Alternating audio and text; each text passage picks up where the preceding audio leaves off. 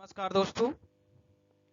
आज का हमारा टॉपिक है आधुनिक भारत का इतिहास, जिसके अंतर्गत आज हम जानेंगे ब्रिटिश भारत में सामाजिक धार्मिक सुधार आंदोलन के बारे में। Socio religious movement in British India. आइए टॉपिक को शुरू करते हैं। पहला टॉपिक है ब्रिटिश भारत में सामाजिक धार्मिक सुधार आंदोलन, socio religious movement in British India. पाश्चात्य शिक्षा से प्रभावित लोगों व हिंदू सामाजिक संरचना, धर्म, रीति रिवाज व परंपराओं को तर्क की कसौटी पर जब कसना शुरू कर दिया तो उसी का परिणाम हुआ कि जो धार्मिक और सामाजिक सुधार आंदोलनों का जन्म।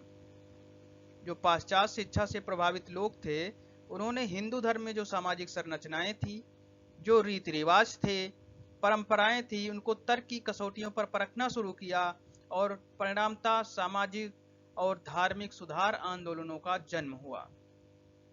भारत का जो सामाजिक धार्मिक सुधार आंदोलन था वो मूलतः सांस्कृतिक आंदोलन की अभिव्यक्ति मानी जाती है। जो 19वीं सदी का आंदोलन था वो नारी केंद्रित रहा और जो 20वीं सदी का आंदोलन था वह मुख्यतः निम्न जाति केंद्रित रहे। जो सुधार आंदोलन थे, इनके कारण में 1813 का चार्टर एक्ट एक अहम है। 1813 के जो चार्टर एक्ट में ईसाई मिशनरियों को भारत में ईसाई मिशनरियों का भारत में आगमन हुआ और इन प्रचारकों ने, जो ईसाई मिशनरी थे, इन्होंने हिंदुओं और इस्लाम धर्म की जो सामाजिक कुरीतियां थी उस पर प्रहार किया, उसमें त्रुटियां ढूंढी और उन्होंने जो ईसाई धर्म था उसका प्रचार प्रसार बढ़ाया। बौद्धिक विकास की अनुकूल परिस्थितियों से आधुनिक चेतना के साथ जो है समाज का शिक्षित वर्ग भी सामने आया। जो समाज में शिक्षित वर्ग था वो भी सामने आया। उन्होंने धार्मिक, सामाजिक और सामाजिक आडंबरों के प्रति सुधारवादी रवैया अपनाया और उन्हें समसामयिक संदर्भ में उपयोगी व युक्त संबंध बनाने का प्रयास आरंभ किया। जो उस समय उन्होंने सामाजिक और धार्मिक जो आडंबर थे, हिंदू धर्म में जो फैले हुए थे, उसमें उन्होंने सुधारवादी रवैया अपनाना शुरू किया। आगे इन आंदोलनों को जो नेतृत्व दिया, जो प्रमुख व्यक्ति थे, उसमें प्रमुख नाम आता है राजा राम मोहन राय का ब्रह्म समाज, डॉक्टर आत्माराम पांडुरंग का प्रार्थना समाज, स्वामी दयानंद सरस्वती का प्रमुख आर्य समाज, स्वामी विवेकानंद का रामकृष्ण मिशन और मैडम हेलेना पेट्रोना ब्लात्स्की तथा कर्नल हेनरी ने जो थियोसॉफिकल सोसाइटी की स्थापना न्यूयॉर्क में की थी 1875 में, उसकी शाखा 1882 में मद्रास के अडयार में स्थापित हुई और यहाँ भारत में जो है थियोसॉफिकल सोसाइटी की प्रमुख श्रेय जाता है स्थापना का, वो श्रीमती एनी बेसेंट को जाता है। और एक प्रमुख मुस्लिम सुधार आंदोलन जो शुरू किया वो सर सैयद अहमद खान ने शुरू किया, अलीगढ़ आंदोलन। से अध्ययन करते हैं। सबसे पहले राजा राम मोहन राय और ब्रह्म समाज के बारे में जानते हैं।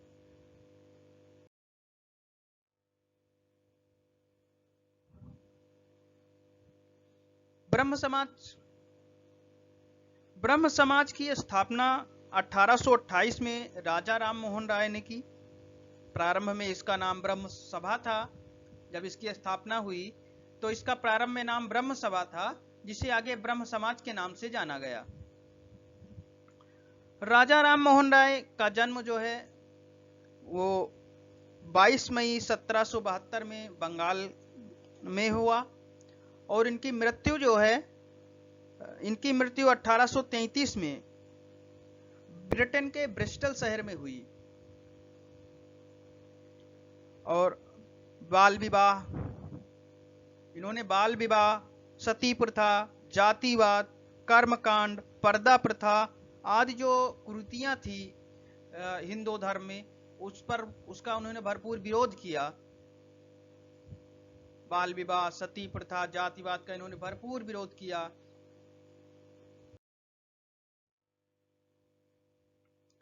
इन्हें राजा राम मोहन राय को जो भारतीय पुनर्जागरण का अग्रदूत और आधुनिक भारत का जनक भी कहा जाता है।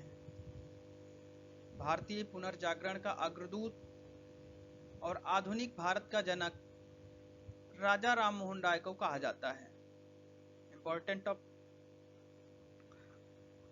इन्हें भारतीय भाषाई प्रेस के प्रवर्तक, जन जागरण और सामाजिक सुधार आंदोलन के प्रणेता तथा बंगाल में नव जागरण युग के पितामह थे। ये जो है भारतीय भाषाई प्रेस के प्रवर्तक, जन जागरण और सामाजिक सुधार आंदोलन के प्रणेता, बंगाल में नव जागरण युग के पितामह थे। भारतीय भाषाओं में जो समाचार पत्र निकले वो सबसे पहले राजा राम मोहन राय द्वारा शुरू किए गए। राजा राम मोहन राय के बारे में आइए जानते हैं कि इनके द्वारा किन संस्थाओं की स्थापना की गई तथा किन समाचार पत्र पत्रिकाओं का प्रकाशन किया गया। आइए जानते हैं। सबसे पहले संस्थाओं के बारे में जानते हैं, किन संस्थाओं की स्थापना की गई। इन्होंने आत्मीय सभा की स्थापना की 1815 में राजा राम मोहन राय ने आत्मीय सभा की स्थापना की। 1817 में इन्होंने हिंदू कॉलेज की स्थापना कोलकाता में की। 1817 में इन्होंने हिंदू कॉलेज की स्थापना कोलकाता में की। Calcutta union committee, Calcutta Unitarian committee की स्थापना इन्होंने 1823 में की। 1823 में कलकत्ता यूनिटेरियन कमेटी की स्थापना की। इन्होंने वेदांत कॉलेज जो कि कोलकाता में 1825 में वेदांत कॉलेज की स्थापना की कोलकाता में, और अंत में 1828 में ब्रह्म सभा जो कि ब्रह्म समाज के नाम से जानी गई उसकी स्थापना भी कोलकाता में की इन्होंने 1828 ईस्वी में। बात करते हैं इनके समाचार पत्र पत्रिकाओं की, तो उन्होंने जो समाचार निकाला, समाचार पत्र मिरात उल अखबार का प्रकाशन इन्होंने 1822 ईस्वी में किया। संवाद कौमुदी जो बांग्ला भाषा में थी इसका प्रकाशन इन्होंने 1821 ईस्वी में किया। और एक फारसी भाषा में तोहफत उल मवाहद्दीन जिसका हिंदी अर्थ होता है एकेश्वरवादियों को उपहार, इसका प्रकाशन इन्होंने 1800 इसका प्रकाशन इन्होंने शुरू कराया। उल्लेखनीय है कि राजा राम मोहन राय ने 1826 के जूरी अधिनियम का घोर विरोध किया था। राजा राम मोहन राय ने 1826 ईस्वी के जूरी अधिनियम का घोर विरोध किया था। आइए ब्रह्म समाज के अन्य इसके सिद्धांत के बारे में जानते हैं और उनके उद्देश्य क्या क्या थे इनके बारे में जानते हैं। के सिद्धांतों और उद्देश्यों के बारे में जानते हैं। सबसे पहले सिद्धांतों के बारे में जानते हैं। ब्रह्म समाजी मूलतः मूर्ति पूजा तथा अंधविश्वासपूर्ण कर्मकांडों के घोर विरोधी थे। न सिर्फ ये कर्मकांडों और मूर्ति पूजा के बल्कि ये पूरी ब्राह्मण परंपरा के विरोधी थे। वे बिना पुरोहित जो है एक ईश्वर की पूजा करते थे। मानव को अहिंसा अपनाना चाहिए और सभी मानव समान हैं, ऐसा इनका सिद्धांत था। इन सिद्धांतों का उद्देश्य था कि हिंदू धर्म की कुरीतियों को दूर करते हुए बौद्धिक एवं तार्किक जीवन पर बल दिया जाए, सामाजिक कुरीतियों को समाप्त करना और आधुनिक पाश्चात्य शिक्षा का प्रसार इनका उद्देश्य था। आगे बढ़ते हैं, ब्रह्म समाज के कार्य और इनके प्रभावों के बारे में बात करते हैं। इनके कार्यों में प्रमुखता ये उपनिषद, जो भारतीय हिंदू धर्म के उपनिषद और वेदों की महत्ता को सबके सामने लेकर आए। समाज में व्याप्त उस समय जो समाज में व्याप्त सती प्रथा, पर्दा प्रथा, बाल विवाह आदि का इन्होंने घोर विरोध किया। उसके खिलाफ कठोर जोरदार संघर्ष किया। किसानों, मजदूरों, श्रमिकों के हित में इन्होंने आवाज उठाई। उस समय जो किसान शोषित थे, मजदूर, श्रमिक, उनके खिलाफ इन्होंने जोरदार आवाज उठाई और जब पाश्चात्य दर्शन के बेहतरीन तत्वों को अपनाने की कोशिश की। जो पाश्चात्य दर्शन थे उनके जो अच्छे तत्व थे उनको अपनाने की कोशिश की। इस सब का परिणाम ये हुआ, इसका प्रभाव ये पड़ा कि 1829 ईस्वी में विलियम बेंटिंग ने कानून बनाकर सती प्रथा को अवैध घोषित कर दिया। समाज में भी काफी हद तक सुधार आया और समाज में व्याप्त जाति, धर्म इत्यादि पर आधारित भेदभाव काफी हद तक कमी पड़ी। उस समय जो जाति, धर्म और के आधार पर जो भेदभाव फैला हुआ था उसमें काफी हद तक कमी आ गई। आइए बात करते हैं आगे ब्रह्म समाज के आगे, आदि ब्रह्म समाज, इसके बारे में बात करते हैं। ब्रह्म समाज का आगे विभाजन होता है और ये आदि ब्रह्म समाज और भारतीय ब्रह्म समाज में बंट जाता है। आदि ब्रह्म समाज जिसकी स्थापना देवेंद्रनाथ ठाकुर ने की थी। देवेंद्रनाथ ठाकुर का जन्म 1818 ईस्वी में बंगाल में हुआ था और इन्होंने 22 वर्ष की अवस्था में 1839 में इन्होंने तत्वबोधिनी सभा की स्थापना की। 1839 में इन्होंने तत्वबोधिनी सभा की स्थापना की। सन 1843 में देवेंद्रनाथ ने ब्रह्म समाज में पदार्पण किया। उस समय राजा राम मोहन राय की मृत्यु हो चुकी थी, विदेश में इंग्लैंड गए थे वो, और उसके बाद इन्होंने ब्रह्म समाज को आगे बढ़ाया। उसमें नए नए आए थे केशव चंद्र सेन, उसमें सबसे नए सदस्य थे।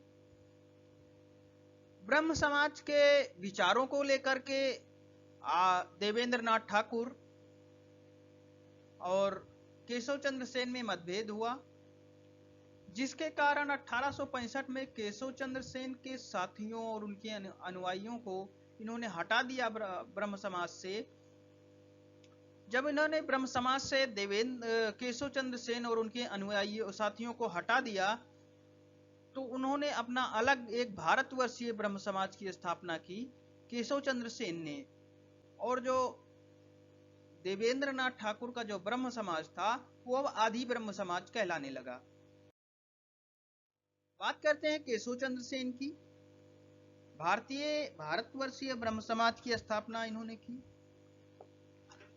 केशव चंद्र सेन का जो जन्म था वो 19 नवंबर 1838 को कलकत्ता में हुआ।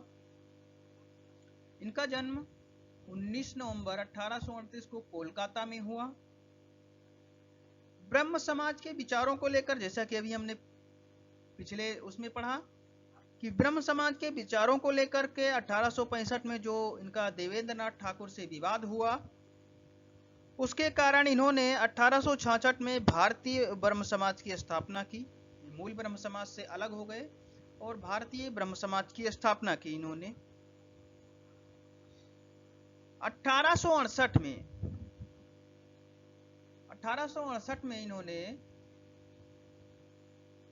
1865 में तो इन्होंने विवाद इनका हुआ केशव देवेंद्रनाथ ठाकुर से, और मूल समाज से अलग होकर इन्होंने 1866 में जो है भारतवर्षीय ब्रह्म समाज की स्थापना की।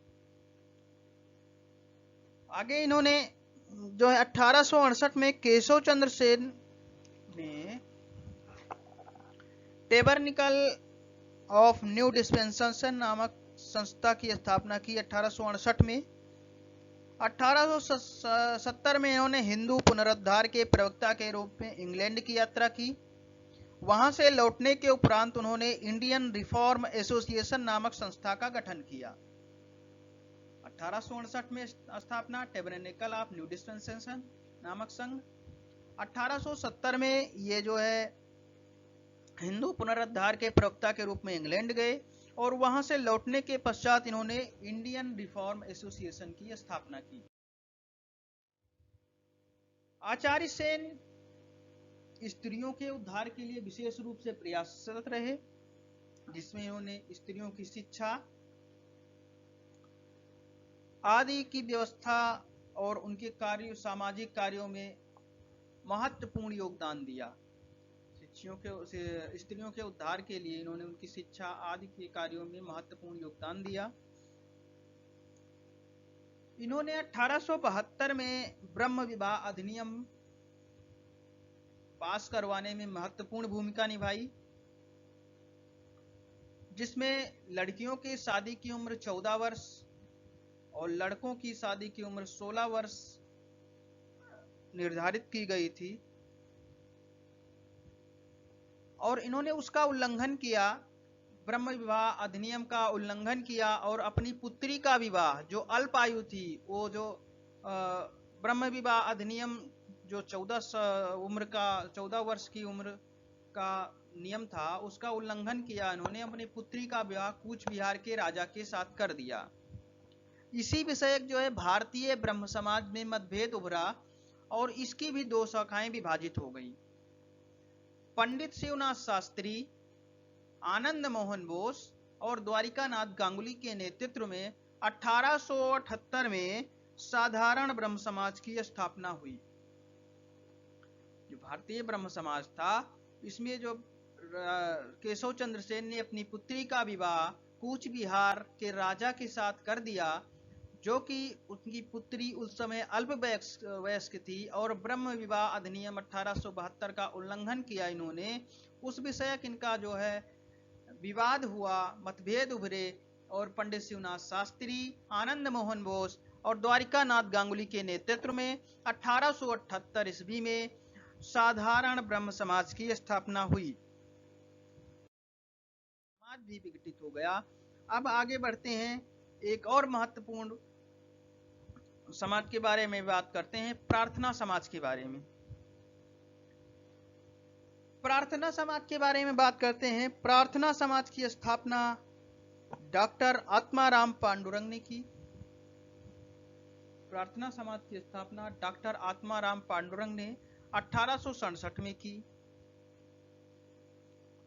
डॉक्टर आत्माराम पांडुरंग जो केशव चंद्र सेन से प्रभावित हुए और उन्हीं की प्रेरणा से इन्होंने प्रार्थना समाज की स्थापना की,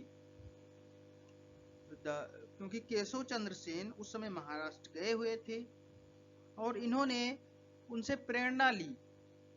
केशव चंद्र सेन ने उस समय बंगाल में जो है अपना भारतवर्षीय ब्रह्म समाज चलाया हुआ था। उनसे प्रेरणा लेकर इन्होंने जो है प्रार्थना समाज की स्थापना की, जिसका उद्देश्य था हिंदू धर्म और समाज में सुधार लाना।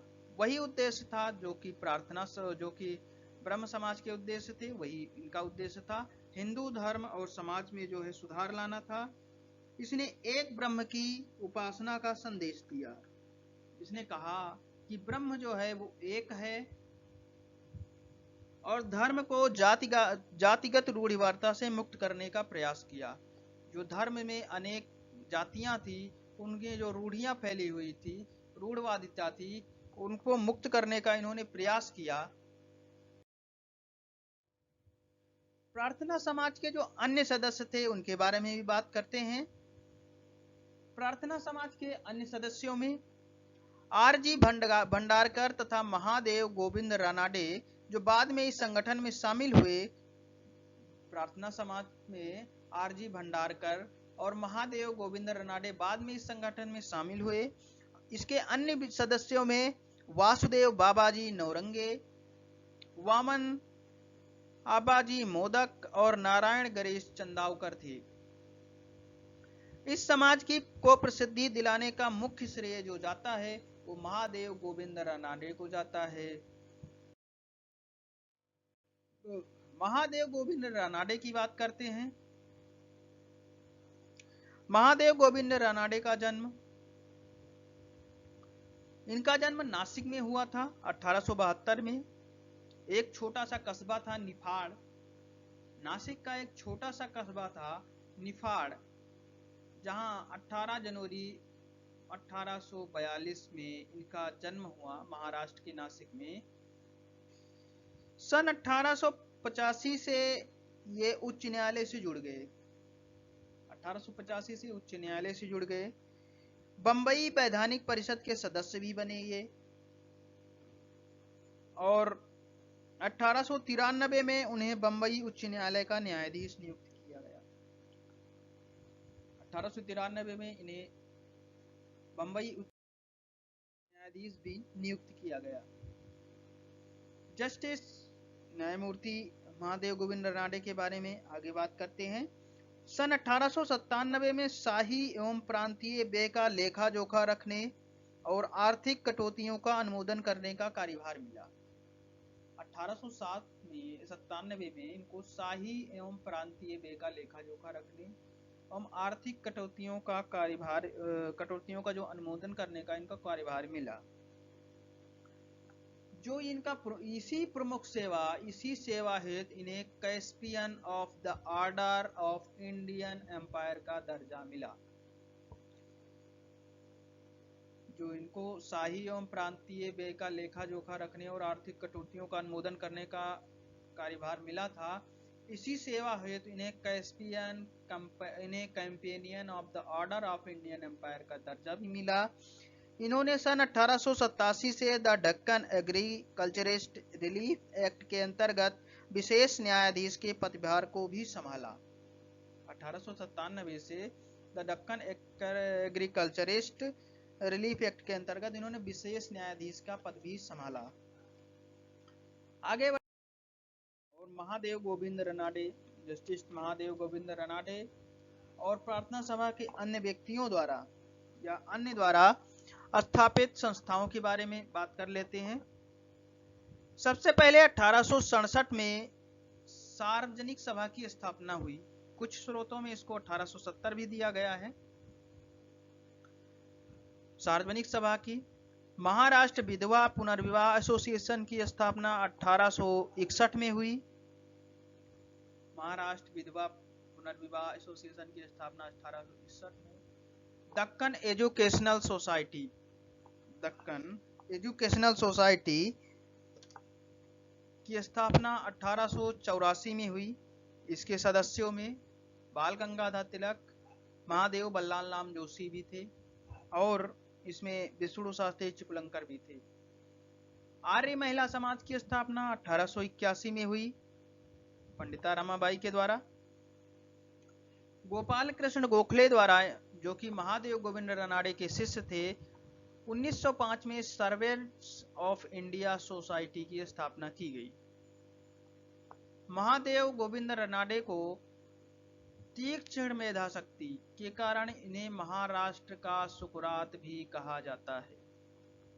इंपॉर्टेंट प्रश्न है, इंपॉर्टेंट फैक्ट है कि तीक्ष्ण मेधा शक्ति के कारण महादेव गोविंद रानाडे को महाराष्ट्र का सुकरात भी कहा जाता है। प्रार्थना समाज के जो सिद्धांत और कार्य हुए, प्रार्थना समाज के सिद्धांत और विचार भी ब्रह्म समाज के अनुरूप ही थे। जैसा कि ब्रह्म समाज का सिद्धांत था हिंदू धर्म और अन्य सामाजिक कृतियों के बारे में। इसने जाति प्रथा की समाप्ति, विधवाओं की पुनर्विवाह, नारी शिक्षा को बढ़ावा, बाल विवाह के अंत आदि के पक्ष में प्रभावपूर्ण आवाज उठाई। प्रार्थना समाज धार्मिक गतिविधियों की अपेक्षा जो है सामाजिक क्षेत्र में अधिक कार्यशील रहा। पश्चिमी भारत में सामाजिक सुधार संबंधी विभिन्न क्रियाओं का केंद्र बना। जो प्रार्थना समाज था वो धार्मिक गतिविधियों की अपेक्षा जो है सामाजिक क्षेत्र में अधिक कार्यशील रहा और पश्चिमी जो भारत में समाज सुधार के संबंधी विभिन्न क्रियाओं का केंद्र था। प्रार्थना सभा में प्रार्थना सभा ने भारत के सामाजिक और धार्मिक सुधार की एक क्रमिक प्रक्रिया को आगे बढ़ाया। प्रार्थना सभा ने भारत के सामाजिक और धार्मिक सुधार की क्रमिक प्रक्रिया को आगे बढ़ाया। तो आप सभी को अगर हमारा चैनल पसंद आए, वीडियो को लाइक करें, शेयर करें और सब्सक्राइब अवश्य करें। धन्यवाद।